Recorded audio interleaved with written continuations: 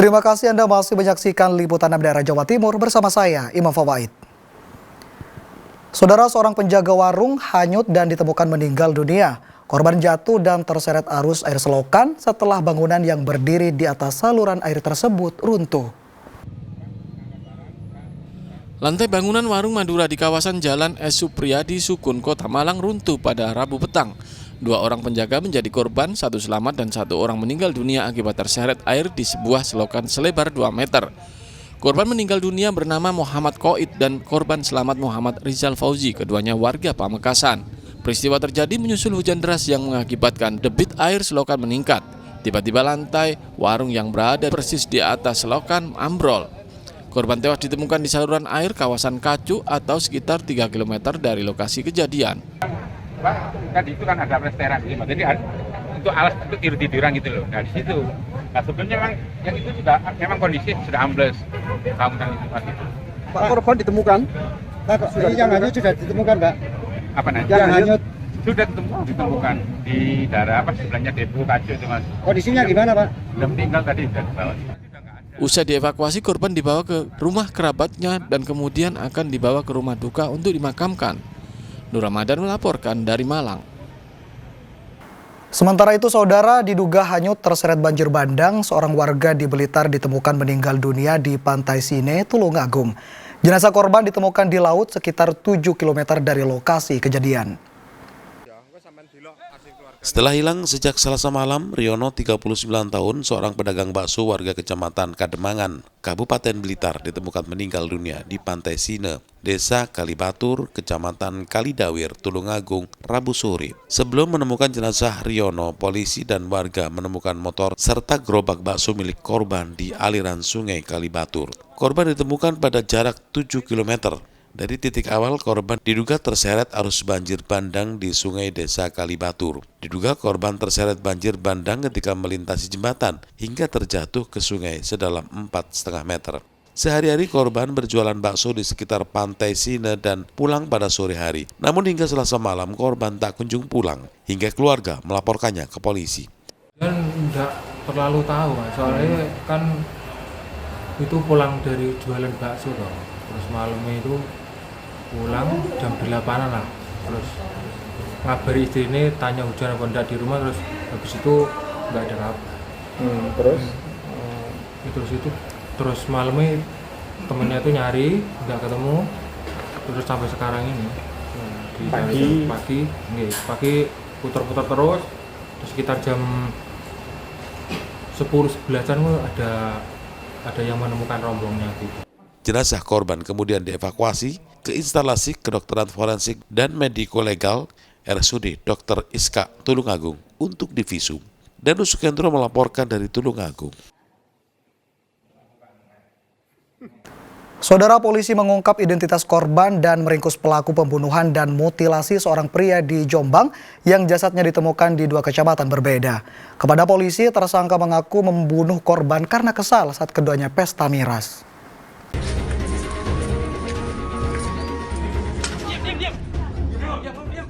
Setelah sepekan memeriksa sejumlah saksi dan menyelidiki penemuan mayat korban mutilasi pada 12 Februari lalu, polisi mengungkap identitas korban dan menangkap pelaku pembunuhan mutilasi. Korban bernama Agus Soleh, warga Kecamatan Diwek, Kabupaten Jombang, sedangkan pelaku adalah Eko Fitrianto, 39 tahun, warga desa Ploso Geneng, Kecamatan Jombang. Pengungkapan ini berawal dari teridentifikasinya jasad korban dari hasil laporan kehilangan orang dan hasil tes DNA dari jenazah dan keluarga korban. Dari hasil tersebut, polisi mengembangkan penyelidikan hingga meringkus pelaku yang merupakan rekan kerja korban. Tersangka membunuh korban karena emosi saat pesta miras. Setelah membunuh, pelaku memutilasi tubuh korban dan membuang jasadnya di sungai Kecamatan Kabu dan Kecamatan Tembelang untuk menghilangkan jejak.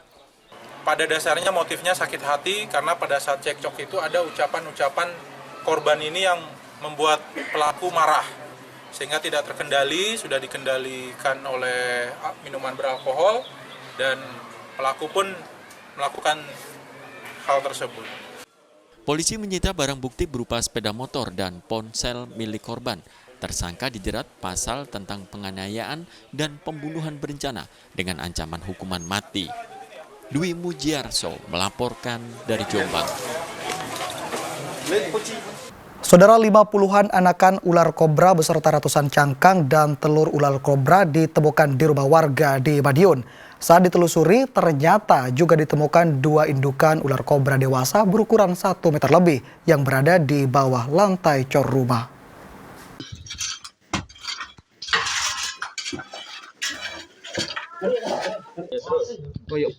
Rumah milik Karti, warga desa Wonoasri, Kabupaten Madiun, Rabu siang didatangi oleh relawan dari Badan Penanggulangan Bencana Daerah dan Sosial Kabupaten Madiun. Mereka menindaklanjuti laporan adanya sarang ular kobra. Dengan menggunakan berbagai peralatan, relawan akhirnya membongkar sejumlah lubang lantai rumah yang bertahun-tahun tidak dihuni. Saat itulah ditemukan cangkang dan telur ular yang jumlahnya mencapai ratusan lebih. Ada juga 52 anakan ular kobra yang baru menetas tersebar di beberapa sudut rumah. Tidak hanya itu, 2 indukan ular kobra dewasa berukuran 1 meter lebih juga ditemukan di bawah lantai cor. Menurut pemilik rumah, kemunculan anakan ular kobra terjadi hampir 20 hari terakhir. Ular sering berkeliaran di sekitar rumah dan bahkan sampai masuk kamar tidur. Beruntung ular kobra tidak sampai menyembur ataupun melukai pemilik rumah. Di bantalnya tempat saya tidur. Oh gitu. Terus? 2 kali juga, jamnya sama, jam 2 siang. Yang ketiga, anak saya baru pulang dari Jakarta. Saya diajak di masjid itu. Pulang-pulang saya kan mau istirahat. Bantal itu saya ketap ada lagi 3 kali. Di rumah saya, masuk di rumah saya, di tempat tidur saya, di kasur. Bu, itu sejak kapan mulai muncul ular itu? Mulai muncul ular.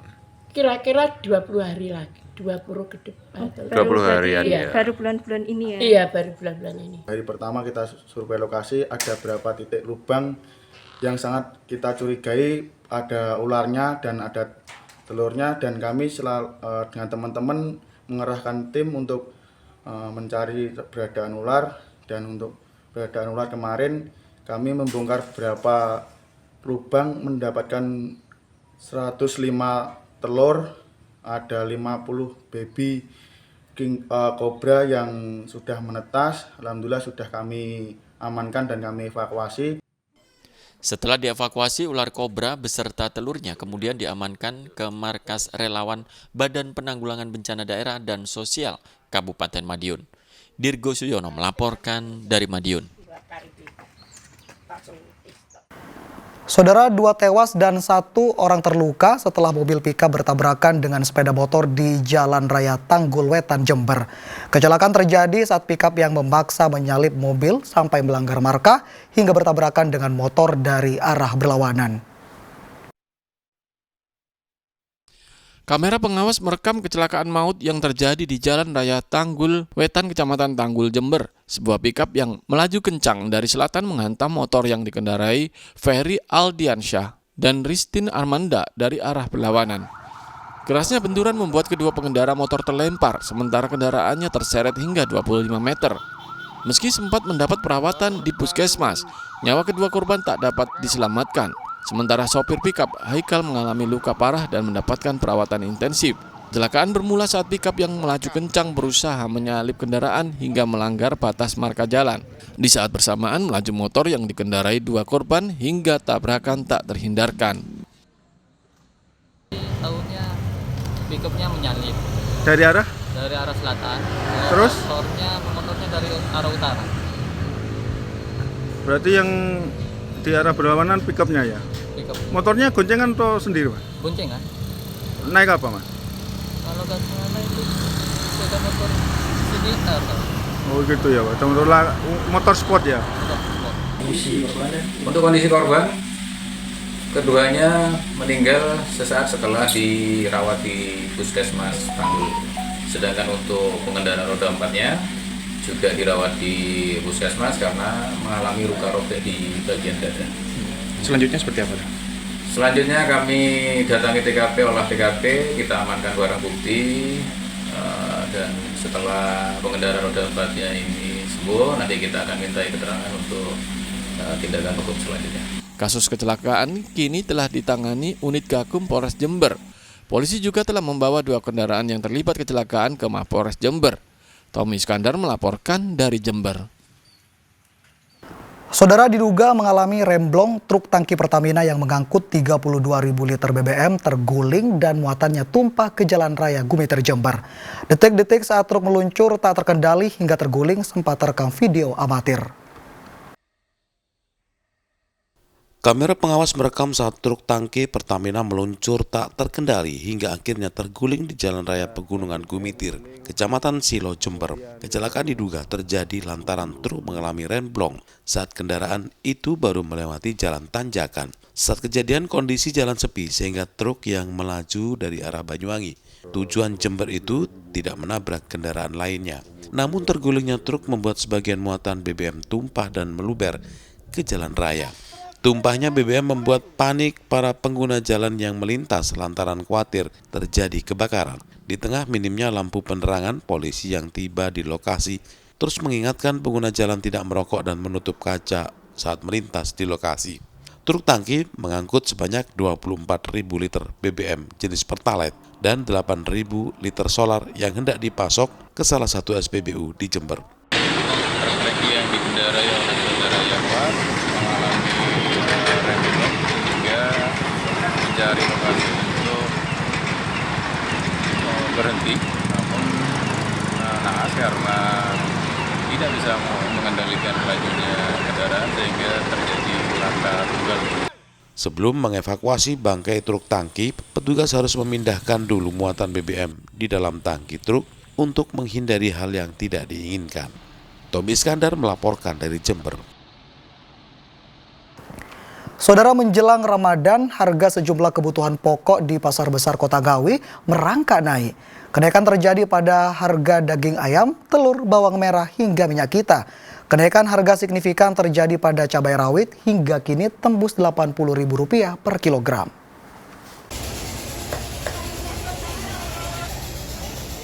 Aktivitas di Pasar Besar Kota Ngawi Kamis pagi terpantau ramai, meski hampir semua harga kebutuhan pokok mengalami kenaikan.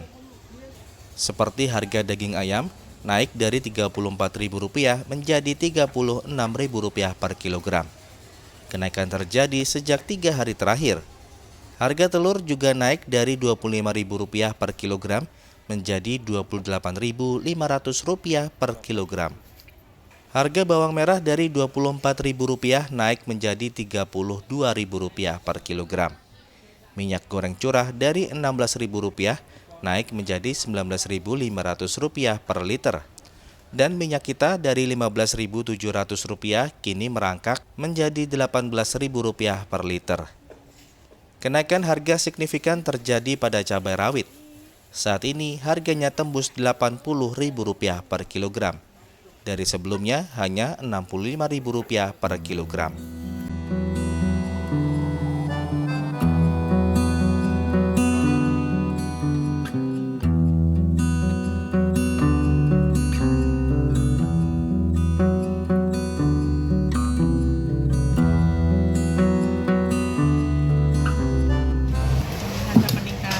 Peningkatan harga.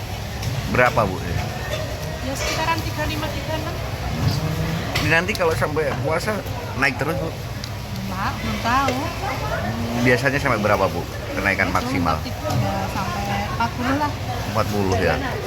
Yang naik seperti cabai, brambang, bawang merah sama telur. Cabai sebelumnya berapa? Cabai rawit hari kemarin 65, kalau hari ini 80.000. Telur? Kalau telur sebelumnya 25, sekarang mencapai 28.500. Lainnya lagi, Pak? Lainnya brambang sebelumnya cuma 24, sekarang menjadi 32. Kenaikan harga ini diperkirakan akan terus terjadi hingga memasuki Lebaran atau Idul Fitri nanti. Dirgo Suyono melaporkan dari Ngawi.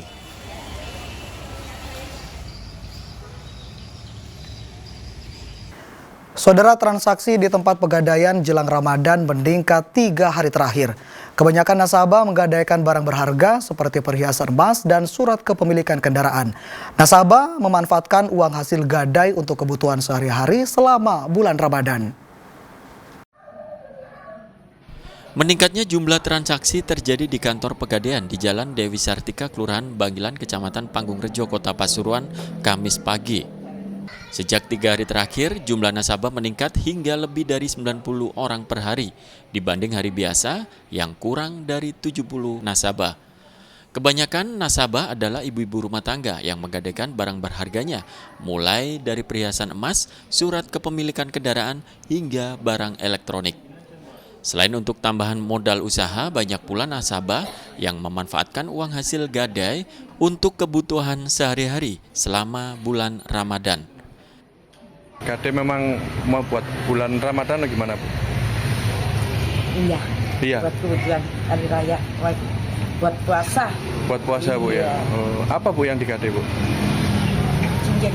Oh, cincin ya. Memang untuk kebutuhan bisnis ya, untuk bisnis sama untuk keperluan sehari-hari? Enggak, untuk kebutuhan Ramadan ini loh. Oh, untuk Ramadan ini.